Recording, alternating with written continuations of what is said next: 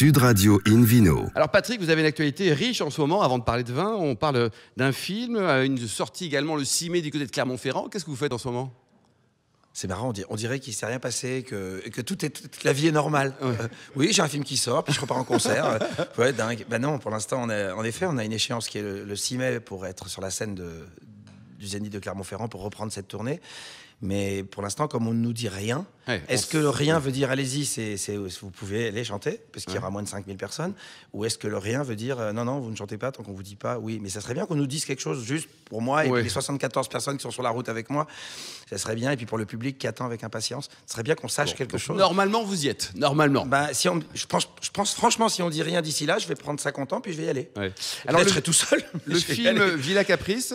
Villa Caprice devait sortir donc l'année dernière, et ensuite il devait sortir au mois de septembre, ensuite au mois de novembre, ensuite au mois de janvier. Et puis là, je pense qu'il y a une fenêtre, si on parle d'ouverture des salles autour du mois de mai, justement. Donc peut-être entre mai et juin, il y aura ce film, auquel je tiens beaucoup d'ailleurs, qui est un face-à-face, un duo extraordinaire avec Niels Arestrup, sur fond de scandale financier, c'est un tête-à-tête entre un homme d'affaires et un avocat. Et j'adore ce film, j'adore ce rôle, et j'aimerais bien qu'ils prennent vie, comme tous mes camarades en ce moment, qui ont des films en boîte et qui aimeraient bien les voir exister. Ouais. Alors, du scandale financier à la rémunération en liquide, on parle de vin maintenant, mon cher Patrick. Il paraît que vous avez une star dans la vie, c'est Philippe Forbrac. Est-ce qu'il vous a tout appris sur le vin, quoi? Il m'a pas tout appris, mais il a contribué à aiguiser mes connaissances, en effet. Et ensemble, on a fait un chemin assez formidable. Quand deux passionnés se rencontrent et qu'il y en a un qui peut apprendre beaucoup à l'autre, évidemment, ça match, et ça a été formidable. Et ça l'est toujours. Et ça l'est toujours, Philippe. Vous êtes rencontrés comment? Vous avez chanté ensemble? Parce qu'il chante beaucoup, Philippe Forbrac. À chacune de ces soirées, on n'y est pas contraint, mais on sait que ça va. Alors, Patrick, en vérité, est-ce qu'il chante bien? Parce que nous, c'est notre pote, alors on dit oui, Non, mais on a tellement de potes qui chantent et on a envie de leur dire ok, c'est sympa, t'as raison de chanter, mais fais-toi plaisir, surtout, pourquoi personne.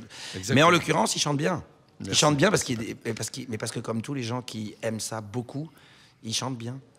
Philippe, tu sais, Brel vous disait êtes tout mignon, tout rouge, hein, Philippe. Tu sais, Brel disait 80% du talent, c'est l'envie, et le reste, c'est de la sueur. Mais avec l'envie, on peut chanter. Et côté vin, c'est un peu pareil, parce que Patrick, il adore ça, il est passionné, et il est doué. On a fait une multitude de dégustations, de soirées ensemble, etc. Il est bluffant parce qu'il analyse, il sait se faire plaisir tout en étant précis sur ses arguments, etc. Donc du coup, il mémorise très bien. Ah, ça c'est important, la mémoire. On ne peut pas faire le métier qu'il fait sans exercer cette mémoire.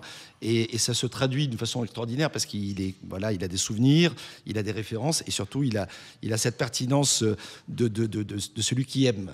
Oui. Et donc du coup on partage vraiment des belles émotions. On a fait des concours à l'aveugle qui étaient... Quoi par exemple? Qu'est-ce qu'il y a eu comme dégustation? Avec modération évidemment, mais qu'est-ce qu'il y a eu? On peut raconter ça. Une très belle aventure, c'était un soir à la maison. La première partie des invités était arrivée avant que Patrick nous rejoigne, et tout le monde à l'aveugle avait dit là on est sur un grand vin blanc de Bourgogne, je pense qu'on est sur un Montrachet, enfin vraiment quelque chose d'extraordinaire. Lui il arrive, il pose son vestiaire, il dit alors vous en êtes où? Il prend le verre, il dit c'est bon ce vin, ne me dites pas ce que vous avez dit. Et il dit comme ça, je pense que là on est sur Bordeaux. Tout le monde écartait les yeux. Il dit ça, c'est l'esprit Pessac-Léognan, je pense que c'est Chevalier. Et je pense que si c'est Chevalier, c'est tel millésime. Et alors? 88. Et c'était la bonne réponse? Tout le monde se dit, non mais ça va, arrête de fumer la moquette. Ouais. Non, pas du tout. Je sors la bouteille, effectivement, que j'avais cachée. Domaine de Chevalier, Domaine de Chevalier, blanc, 88. Qui vous a pris le vin? Ça s'appelle un coup de peau aussi. Oui, non, mais quand même pas. C'est le côté joueur de poker est là, mais malgré tout. Non, c'était par élimination. C'est vrai que, par exemple. Ça sentait pas le chardonnay? Non, du tout. Puis surtout, il y a le souvenir olfactif, il y a cette mémoire. Et j'ai eu cette chance folle, parce qu'à l'époque, dans les années 90, je ne buvais pas de vin blanc. Jamais? Très peu. Enfin, je ne connaissais pas, en fait. Et j'ai eu cette chance de dîner chez un de vos illustres confrères, mon cher Gilles, puisque c'était chez Girardet à Crissier, et qu'il m'a dit est-ce que je peux me permettre de vous offrir un verre de vin blanc? Je dis il m'a vu hésitant, il m'a fait vous connaissez le vin blanc? Je dis non, pas. Il me dit laissez-moi vous faire connaître le vin blanc. Et il m'a sorti un Domaine Le Chevalier 73 qui était un choc à ce moment-là. J'ai vécu un truc, j'ai dit waouh, comment j'ai pas vu de vin blanc avant. Donc c'est vrai que par la suite, donc je me suis beaucoup ouvert sur les vins blancs.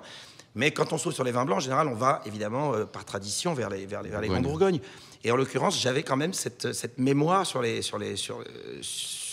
graves, enfin sur les Pessac-Léognan. Et Et donc, de Carbonieux à Le Chevalier, à Aubryon et tout ça, je me suis mis des belles à maisons, les découvrir. quoi. Donc, c'est vrai que quand on me l'a remis sous les narines, si j'ose dire, là, il y a une mémoire qui est revenue. Philippe, est-ce qu'on peut se souvenir d'un truc qu'on n'a jamais dégusté? Non, se souvenir, non, mais par contre, on peut l'identifier. On peut, par élimination, se dire, c'est pas ça, donc ça pourrait être ça. Ça pourrait être et ça, nous, quoi. dans les dégustations du sommelier, dans le concours, on arrive à identifier des vins qui, par mémoire, j'allais dire, dans l'ensemble, nous permettent Vous avez une grande matrice dans la tête de et trouver la pof, solution. quoi. Patrick, alors on parle un peu de votre vignoble. Alors, vous avez un vignoble, de l'huile d'olive, du miel. Enfin, c'est génial chez vous. Ouais, c'est sympa. C'est où? À l'Île-sur-la-Sorgue. C'est un domaine que j'ai acquis en 2007. Il y avait 8 hectares. Il n'y avait pas beaucoup d'oliviers dessus. Et moi, j'aimais bien l'arbre. J'aimais bien l'olivier pour tout ce qu'il représente, pour tout ce qu'il est, pour sa beauté, puis pour cette tradition, puis ses symboles. Et puis, au fur et à mesure, j'en ai planté un peu plus. Et puis, de temps en temps, quand un pote voulait me faire un cadeau, il m'offrait un olivier. C'est sympa. Oui, ça prend pas de place. Et puis, hein. j'en ai planté. Puis, à un moment donné, on a fait notre première tentative avec de l'huile d'olive. Et puis, on m'a dit qu'elle n'était pas mauvaise, même voir qu'elle était bonne, même voir qu'elle était très bonne. Et quand on m'a dit qu'elle était très bonne, j'ai dit, ah, mais vous êtes sûr? Alors, on allait sortir une petite cuvée à ce moment-là. Et j'ai dit, bah, si vous êtes sûr qu'elle est si bonne alors qu'on n'a juste rien foutu, eh ben on va rien faire, on va rien sortir et on va attendre, on va travailler. Et là, on s'est mis à travailler de manière très très professionnelle avec l'aide je me suis dit qui est La référence, quoi. référence de l'huile d'olive en France. Et on m'a dit, bah, va voir du côté de Châteauviran, Christine Chellan. Et j'ai été la voir. Je lui ai parlé de mon domaine, de ma passion, de ce que j'aimais, des références que j'avais qui étaient très honnêtement des références italiennes, Ouais. beaucoup plus.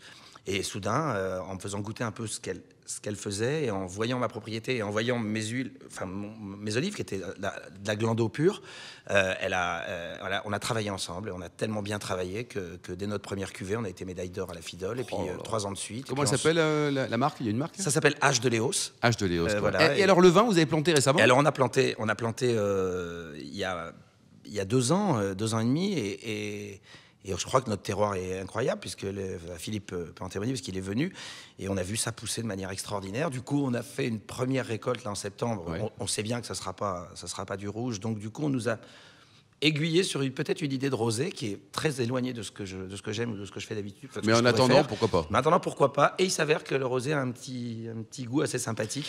Et puis, Bon. comme je lui ai donné le prénom de ma maman, ça s'appelle Cuvée Augusta. Oh, c'est Donc, mignon, je me ça. dis que voilà, il a Bon. cette. Est-ce que Gilles Goujon, vous achetez le futur vin de Patrick?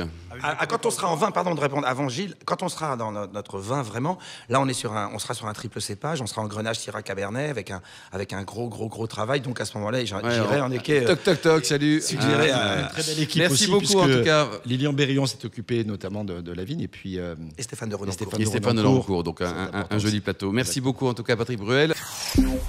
Sud Radio Invino.